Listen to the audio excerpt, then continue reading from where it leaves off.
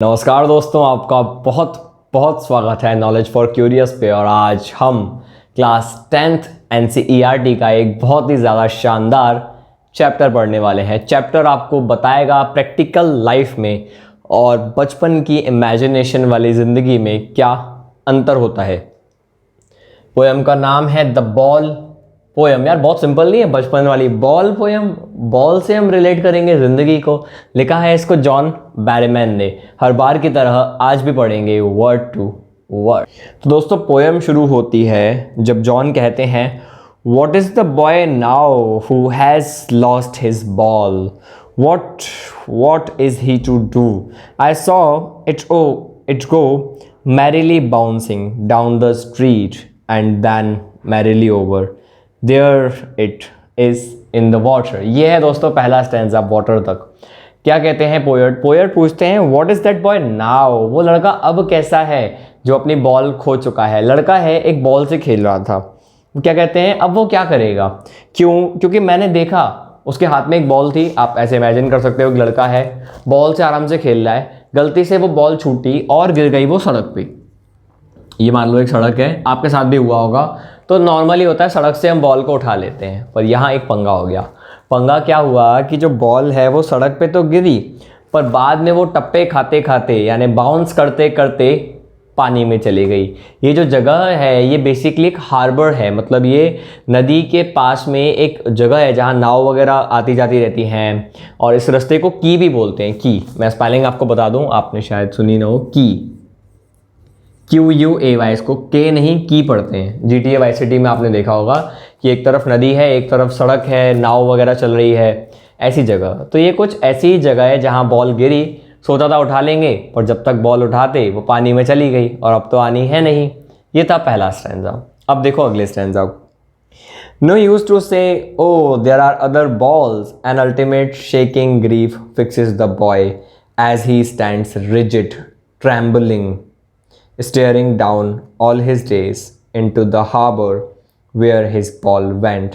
I would not intrude on him. अब मैं आप बताओ मैं क्या करूँ। पोएट कहते हैं, देखो पोएट तो बड़े थे ऑफ कोर्स, इतना तो था कि यार उसको समझा सकें। तो मैं जाके उसको बोलूँ कि यार क्यों चिंता कर रहा है बेटा, दुनिया की आखिरी बॉल तो नहीं थी, और बॉल होंगी तेरे पे, उससे खेल ले।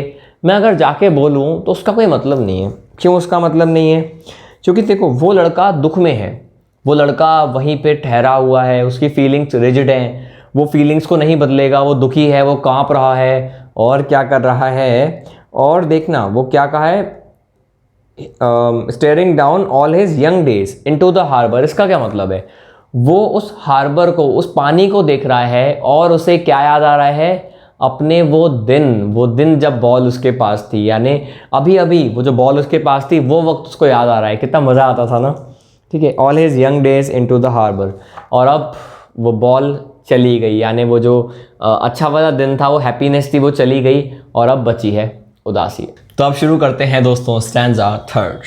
क्या कहते हैं poet, a dime another ball is worthless now he senses first responsibility.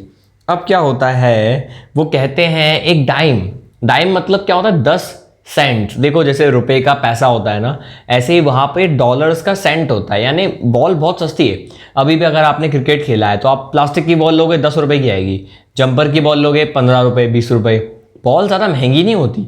तो पोएट चाहें तो वो क्या करते, 10 सेंट दे देते या फिर उसको एक दूसरी बॉल दे देते, पर वो सब वर्थलेस था, कोई कीमत नहीं थी, सब बेकार था। क्यों बेकार था? क्योंकि now he senses first responsibility. अब इस बच्चे के लिए वक्त आ गया है कि ये अपनी जिम्मेदारी ले। पहली बार इसको एहसास होगा कि यार जो चीज़ हमारे पास है उसे संभाल के रखना ज़रूरी है, वरना जब वो खो जाती है तो दर्द होता है। आगे बढ़ते हैं अगली लाइंस की तरफ, अगले स्टैंजा की तरफ। In a world of possessions people will take balls will be lost always, little boy, and no one buys a ball back, money is external। अब क्या होता है, अब समझना। वो क्या कहते हैं कि इन अ वर्ल्ड ऑफ possessions, देखो ये दुनिया possessions की है। आप, मैं, हम सबके पास possessions बहुत हैं। हमारे कपड़े हमारे possessions है, हमारे मोबाइल फ़ोन्स, हमारी किताबें, हमारा पैसा, हमारे रिलेशनशिप्स, जैसे देखो, माँ बाप के अलावा जो सारे रिलेशनशिप हमने बनाए हैं, हमारा दोस्त, वो क्या है, वो पोजेशंस हैं। तो क्या हमसे वो छीने जा सकते हैं? जी हाँ, कई बार होगा हमसे हमारी बॉल यानी हमारे रिलेशनशिप, हमारे पोजेशन छीन लिए जाएंगे।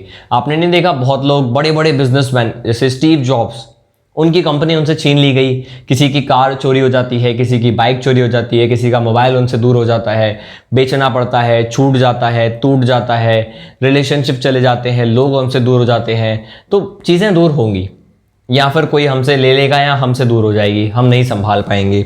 तो क्या कहा गया है, पीपल विल टेक बॉल्स, या तो लोग हमसे छीन लेंगे या वो चीज़ें हमसे कहीं खो जाएंगी। जो दोस्ती, जो प्यार, जो अपनापन, जो भी हमने पजेस किया था, वो सुकून जाएगा, चीज़ें जाएंगी।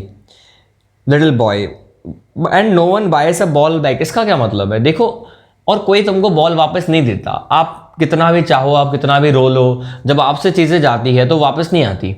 इसका एक और मतलब है कि money can not buy everything. भाई, पैसे से सब कुछ नहीं खरीद सकते।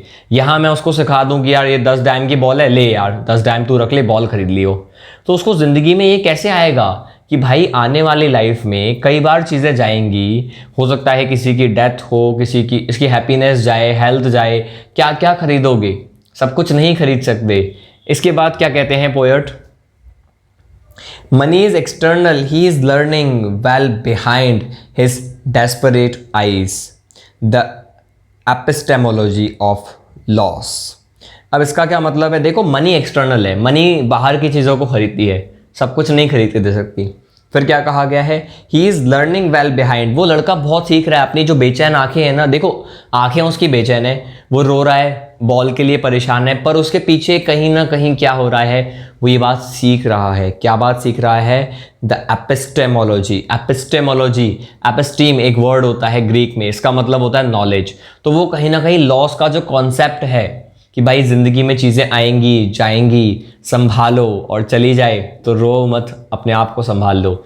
मतलब जब चीज़ है तो चीज़ को संभालो, और चीज़ चली गई तो अपने दिल को संभालो। ये सब वो सीख रहा है। फिर how to stand up, knowing what every man must one day know and most know many days how to stand up. ठीक है जी, तो वो क्या सीख रहा है कि कैसे मैं स्टैंड अप करूं, कैसे मैं खड़े रहूं, क्योंकि ज़िंदगी में कई बार ऐसा होगा, चीज़ें चली जाएंगी, आपके हाथ में कुछ नहीं रहेगा, आप जाते हुए चीज़ों को देखोगे। जैसे वो बॉल प्यारी थी और चली गई नदी में, ज़िंदगी में कई चीज़ें हमारी प्यारी होंगी बट हमसे दूर हो जाएंगी। उस समय हम कैसे स्टैंड अप करते हैं, ये हमें सीखना होगा, और यही वो बच्चा सीख रहा है, इसीलिए पोएट उसको डिस्टर्ब नहीं करती।